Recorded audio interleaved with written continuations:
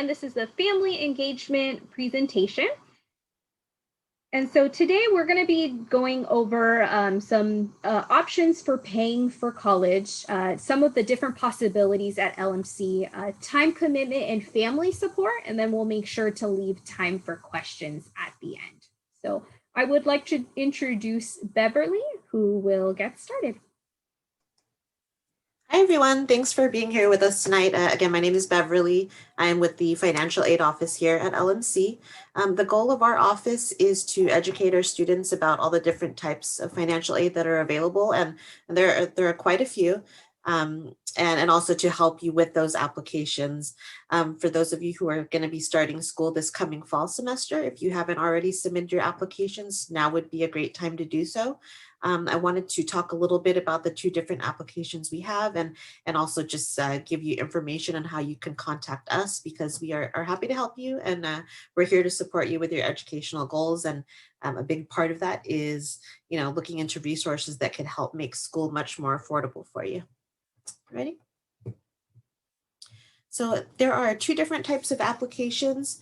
One is the Fafsa, which stands for Free Application for Federal Student Aid, and the other is our California DREAM Act application. Both are free applications that you could do on your own from home. There are people out there who will offer to do these applications for you for a fee, but you never have to pay money to get free money. And that's what we're looking to get from these applications, is what we call free money that's out there for you. So the FAFSA application, or both applications, how to know which one you're going to fill out is going to be based on the student's citizenship status. So if you are a student who is a US citizen with a social security number, or if you're a permanent resident or an eligible non-citizen, you would be able to fill out the FAFSA application. For those of you who are DACA recipients or former DACA recipients, or if you're undocumented, you would fill out the California DREAM Act application. And if you're still unsure about which one to fill out, I would always recommend to start with the DREAM Act application, because there are questions built into the form that you'll answer first that will help you determine which application is right for you. Keep in mind that neither application will ask for the parents' citizenship status. They will ask for some parent information, but nothing regarding citizenship. That is just based on the student. We want to make sure that students fill out their applications, for financial aid purposes also, but also a lot of scholarships require that the FAFSA be filled out. There's a lot of programs available on campus that have the requirement of having this application. So there's a lot of misconception that some students may not qualify for any type of financial aid, maybe because they think that their parents have a higher income, or they've been told that they probably won't qualify. So that can be the case for some students, but there is a type of financial aid that we have available that all students will qualify for if they are first-time students who are going to be starting this fall semester with full-time units. So we do have the first-time full-time free tuition program, which we call the FT3 program. So this program is available for students who may not qualify for all the other types of financial aid that we have. So again, I mentioned there are many different grants that you could qualify for that provide tuition discount that will give you actual cash in your pocket to pay for your books and your supplies. Maybe you need a new computer. So those are the types of things that the financial aid could do. But if you didn't qualify for any of that, you could still qualify for the first 4 semesters free tuition. So if you're starting this fall, you could potentially get free tuition for fall and spring, and then the following year, fall and spring.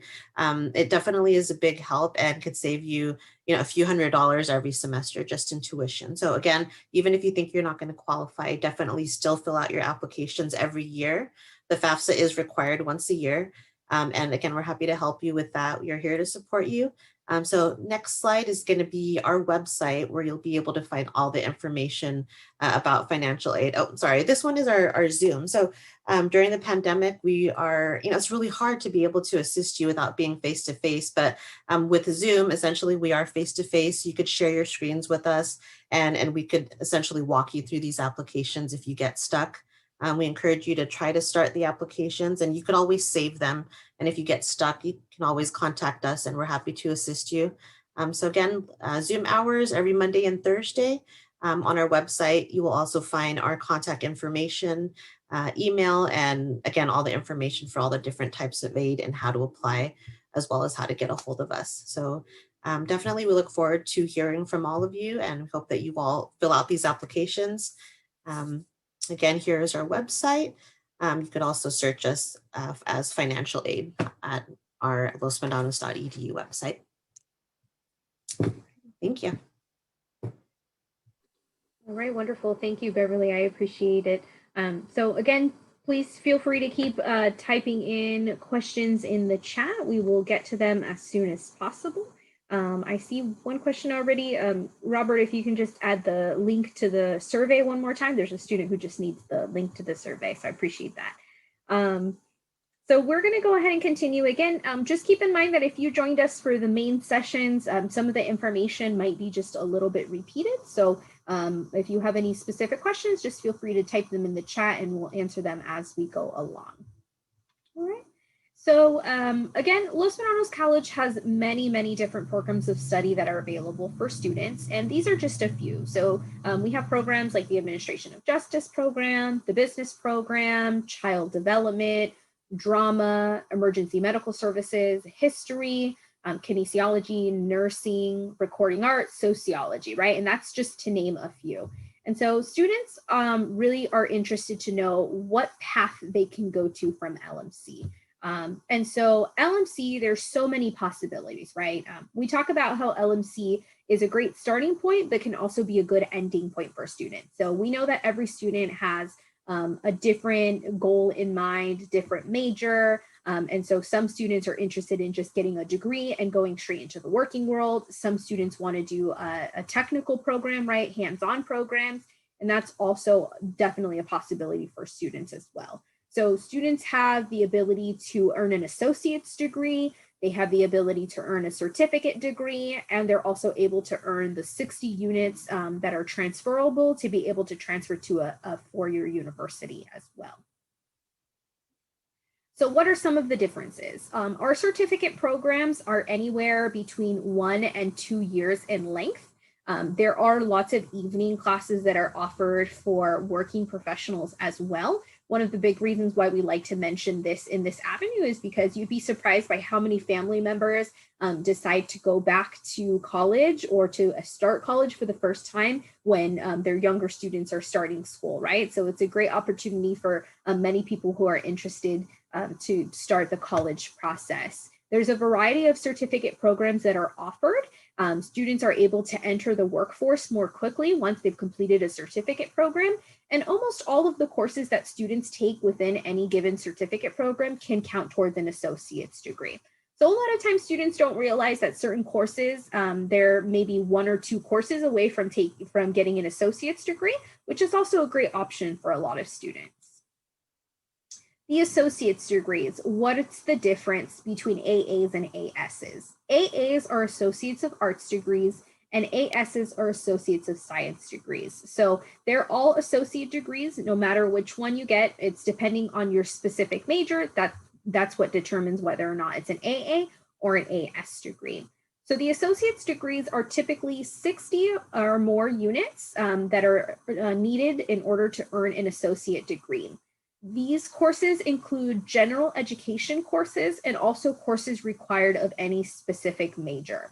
They are typically equivalent to the first 2 years of a bachelor's degree program. So students at LMC typically complete their freshman and sophomore years of college. And when they transfer, if that is their choice, they transfer in as a junior and complete their junior and senior year. Most courses that students take in an associate degree program will transfer to a university. So what types of transfer paths do students have, right? There's a couple of different options. Again, we always like to mention LMC could be a starting point and it can also be an ending point. So it's absolutely acceptable for students to decide to get an associate's degree or get a certificate degree and then stop there, right? For those students that are interested in transferring, we do have a couple of different transfer paths that are available. Students are able to transfer to UCs or Universities of California, and those are schools like UC Berkeley, UC Davis, UC Santa Cruz, UCLA, right?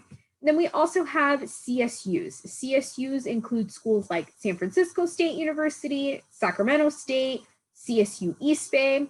We also have our independent colleges and universities, which are schools like Stanford, the private universities. And then we have our HBCUs, which are historically Black colleges and universities.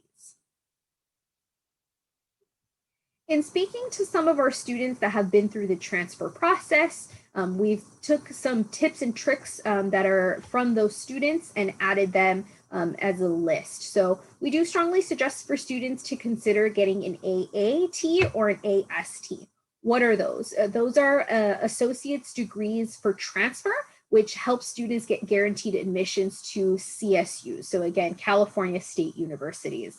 We also have the tags that are available. So the tags are our transfer admission guarantees, and those help students get guaranteed admissions into UC schools, which are like our UC Davis or UC Berkeley. We do strongly suggest for students to always make sure that they are keeping on track by meeting with the counselor and setting up those hour-long appointments to go over educational planning and making sure that they have the courses that are required for any specific school that they're interested in or any particular program that they're interested in. We also strongly encourage students to join learning communities, student government, or campus clubs. We've found that students tend to be a lot more focused and well-rounded if they are joining programs with like-minded students, and also help with that support piece to be able to assist students in getting through those tough classes. And we also want students to make sure to use all of our resources as well. We do have free tutoring resources that are available for students to ensure that they're getting those good grades. So we do strongly suggest for students to use all of the resources that are available to them. And next, we'll go ahead and talk about what a typical semester might look like for a full-time student. The example that we're using is a psychology student who's majoring in psychology. So a first-time student, if you want to be in a full-time student, that's considered 12 units or more. And so full-time status is 12 or more units. In order to succeed, we want to make sure that students commit their time in and out of the class and receive a lot of support from family or friends. Like we mentioned to the students earlier, college is a great opportunity for students to make a lot of friends. You get to connect a lot with the students that are in their class. And so you're able to, again, surround yourself with like-minded students and get that support for all of those students to be able to support each other in completing those courses successfully.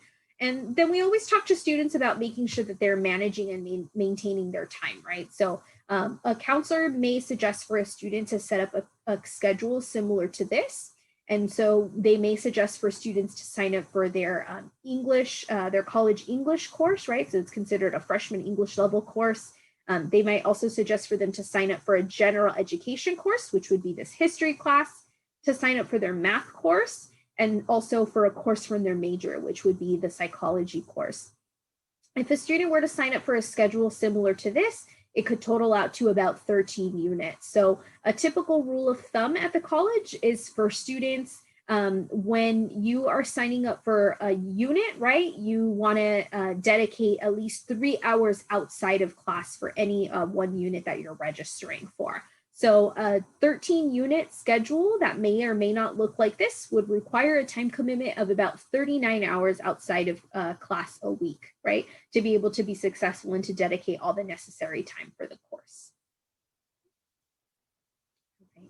So continuing and talking about time commitment, we've set up a typical schedule that some of our past or current students have mentioned, talking about some of their obligations and responsibilities. And so when we talk about time commitment for students who are working, right, again, we mentioned that having a full-time schedule is almost like working a full-time job.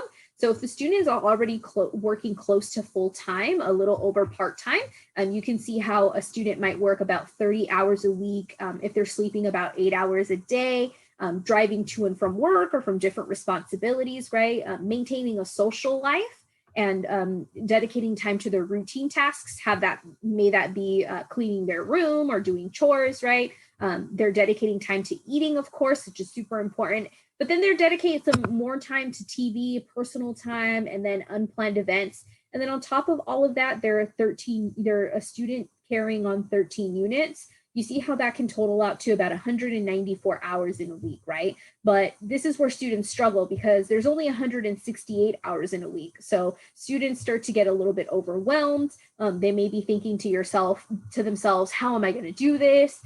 What am I going to be able to give up? How can I manage my schedule? And so this is where the balancing comes in, right? So students really have to look at their schedule and be able to balance their time. May that be giving up a little bit of that TV time or giving up a little bit of their social life, right? So this is where the responsibility aspect comes, and then making sure that they have that support from family members to be able to get all of their tasks done. So some of the keys to success that we talk to students about comes from family and friends, right? So making sure that they're developing new friendships. Again, college is a great opportunity for students to make new friends and to surround themselves with students who are in the same environment as them, taking on some of the same classes and same school responsibilities, right? We highly encourage students to make sure to have open communication with their family members. So making sure that they're able to talk to their family about whether or not they're stressed because a test is coming up, or making sure to have maybe like that quiet time to be able to study and things like that of that nature. We want students to be able to connect to our faculty and our counselors. So making sure to have open communication with them and building good relationships, right? One thing at the college that a lot of students are surprised by is that they do not have a counselor assigned to them. A student is able to see any counselor. If a student is part of a special program or learning community, they may have a specialized counselor, but in general circumstances, students do not have a counselor assigned to them, which is sometimes very different than at the high schools, right? At the high school, they usually assign a counselor to you based on the letter of your last name or something like that. At the college, we do not do that. So a student is able to meet with a variety of counselors, and then they might find a right fit for them, right? A counselor that they tend to connect with, and then they're able to go and see for more than one time.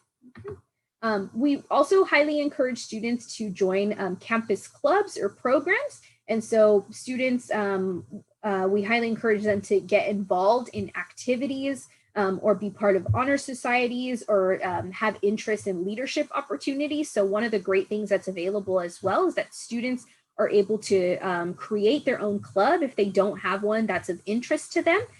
We had a student in the student panel that mentioned he's part of student government. And so we even have student government at LMC, which is awesome opportunity for students. Students can hold positions in their clubs. They can be the secretary, the president for any particular club that they're interested in as well. So it's a great leadership opportunities for students. Again, we want to make sure that students are connected to resources and so that they're able to ask us when help is needed, ask family members when help is needed, and make sure that they're familiarizing themselves with our campus resources. And again, time management is a huge thing that we like to talk to students about, promoting healthy time management habits, making sure that they're creating manageable course schedules. So again, one of the best things about college is that students are able to create their own class schedule according to how they want to set up and manage their time.